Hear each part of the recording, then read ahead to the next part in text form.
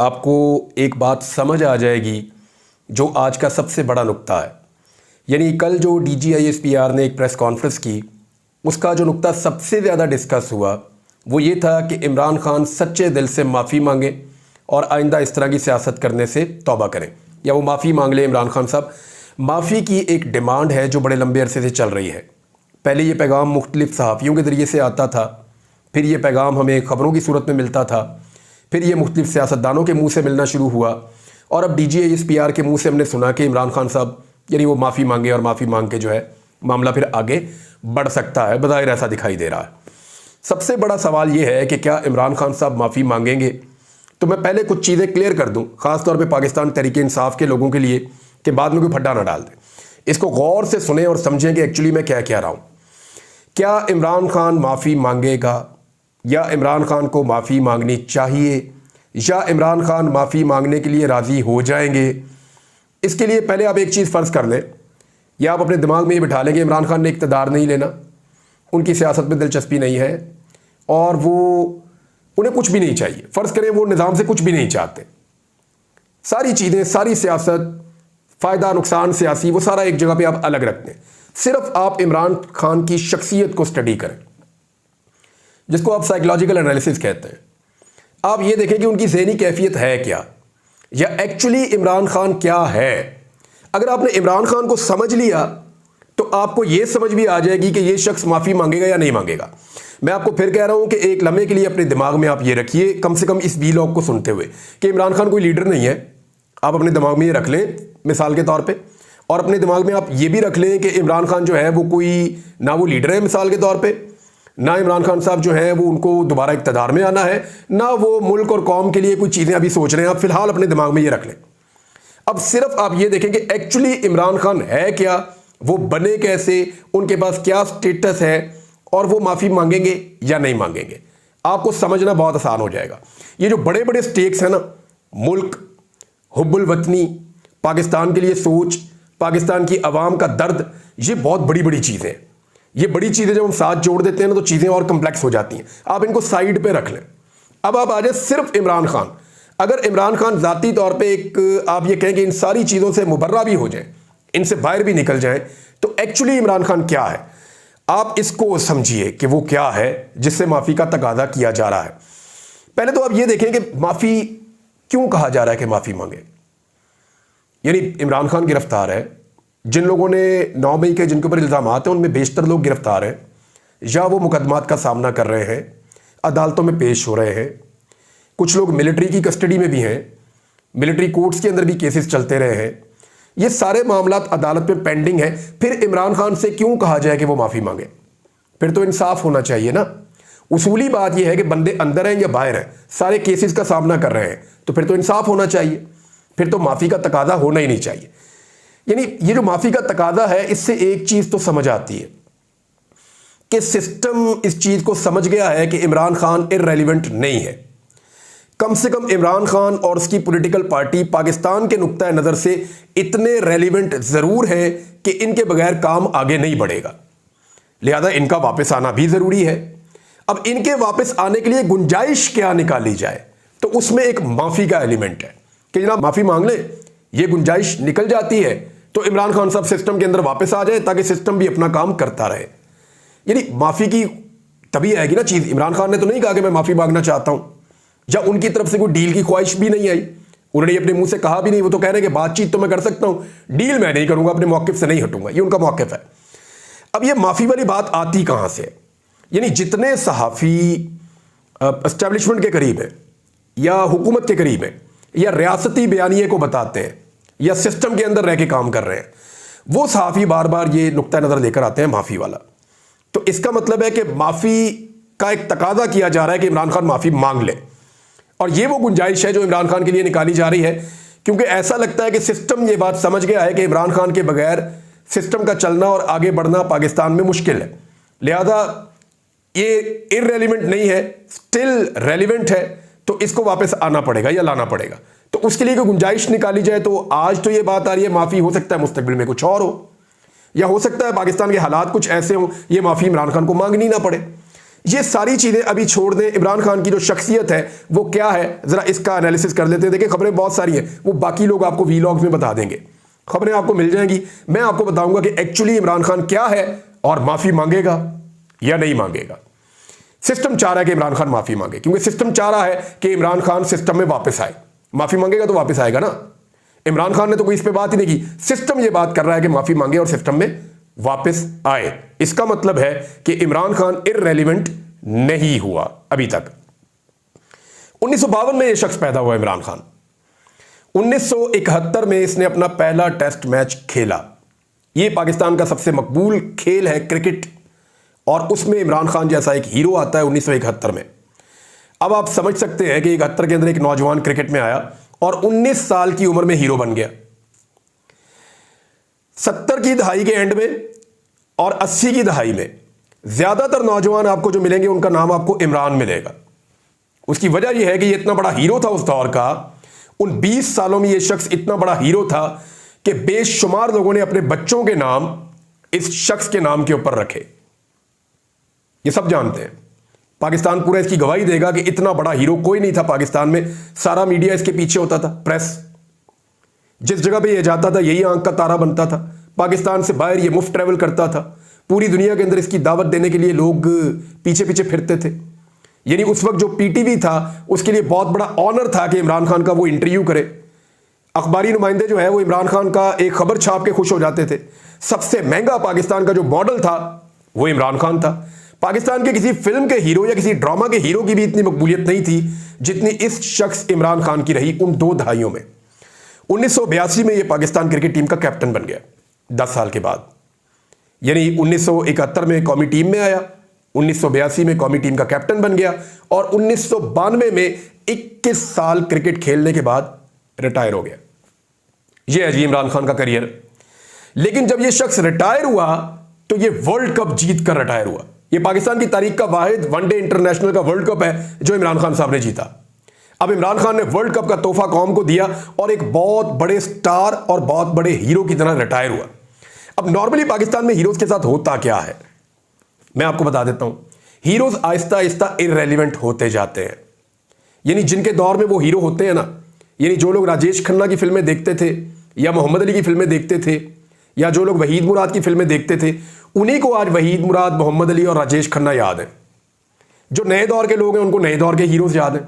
तो हर दौर के हीरोज बदलते रहते हैं, बदलते रहते हैं, बदलते रहते हैं। जावेद मियांदाद को वही लोग जानते हैं ज्यादा, या उनसे वो उतना प्यार करते हैं जो उनके दौर में क्रिकेट देख रहे थे। बाद वाले लोग पहचानते जरूर हैं जो क्रिकेट लवर्स हैं, लेकिन उनके लिए जावेद मियांदाद वो नहीं है जो आज बाबर आजम है। उनके लिए शायद यूनुस खान ज्यादा रेलिवेंट होगा जो वर्ल्ड कप भी जीत कर लाए, शायद शाहिद अफरीदी ज्यादा रेलिवेंट होगा, शोएब अख्तर बड़ा रेलिवेंट होगा। तो ये बहुत कम होता है कि एक हीरो अपनी रिटायरमेंट के बाद या अपना करियर खत्म करने के बाद लंबे अरसे तक उसी तरह का हीरो का स्टेटस मेंटेन कर पाए। वो नहीं कर पाते heroes, Aahista Aahista fade out होते चले जाते हैं, आहिस्ता आहिस्ता डाउन जाते चले जाते हैं। मैं नाम नहीं लेना चाहता, लेकिन बहुत सारे हमारे पुराने क्रिकेटर्स हैं, जब वो हमें टेलीफोन करते हैं तो 1-1 घंटा बात करते हैं। उनके पास बहुत वक्त है, बहुत वक्त है। उनकी रेलिवेंसी कम हुई है। वो पहले की तरह उतने मकबूल नहीं है, वो उतने बड़े हीरोज नहीं है जितने वो एक दौर में हुआ करते थे। एक दौर में उनके पास सर खुजाने का वक्त नहीं था, इतनी दुनिया उनके पीछे फिर रही होती थी। तो इमरान खान साहब जब रिटायर होते हैं तो उनको भी इस बात का आइडिया है, हर हीरो का वक्त खत्म हो जाता है। 21 साल लगातार हीरो रहने के बाद ये शख्स रिटायर होता है क्रिकेट से, और साथ ही ये एक नए मैदान में कदम रखता है। मैं मदद करूंगा, मैं अस्पताल बनाऊंगा, और वो अस्पताल बनाऊंगा जो दुनिया में किसी ने नहीं बनाया। कैंसर का हॉस्पिटल बनाऊंगा और मुफ्त लोगों का वहां पे मैं इलाज करूंगा, ज्यादा लोगों का। इमरान खान साहब ने वो काम शुरू किया। सबने कहा हो ही नहीं सकता, बन ही नहीं सकता, मुमकिन ही नहीं है। हाउ इज इट पॉसिबल कि अस्पताल बन जाए और वहां पे मुफ्त इलाज हो? ये महंगा तरीन इलाज है दुनिया में, पाकिस्तान में तो वैसे ही नहीं होता। तो जनाब इमरान खान साहब ने वो अस्पताल भी चंद सालों के अंदर बना दिया। वो जो हीरो का स्टेटस था वो चंद साल और आगे बढ़ गया। फिर इमरान खान साहब ने देखा हॉस्पिटल बन गया, मजीद अस्पताल शुरू कर दिए। एक पहाड़ों के अंदर जाके अपर पंजाब में एक यूनिवर्सिटी बनाई मियांवाली के नजदीक, Nimal university, state of the art. कितने तालिब इल्म वहां से तालीम हासिल करते हैं, टॉप क्लास यूनिवर्सिटी वहां पे बना दी। लोगों ने कहा उधर किधर बना रहे हैं, लाहौर में, कराची में, इस्लामाबाद, पेशावर में बनाया आप? नहीं, मैं वहां बनाऊंगा, वहां के नौजवानों के लिए बना दी। लोगों ने कहा नहीं हो सकता, वो भी बनाई, स्टेटस मेंटेन। यानी वो इमरान खान ने अपना हीरो का स्टेटस छोड़ा नहीं। क्रिकेट छोड़ दी, उम्र गुजर गई, जिस्म में वो ताकत, वो तवानाई या वो एनर्जी नहीं थी कि अब क्रिकेट खेलते रहते, रिटायरमेंट ले ली।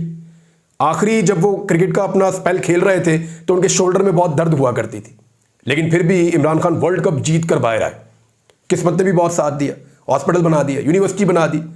फिर समझ आई कि मुझे और भी कुछ करना है। ब्रेक नहीं लगाई इमरान खान ने और अपने इसी हीरो के स्टेटस को लेकर वो सियासत में आ गए।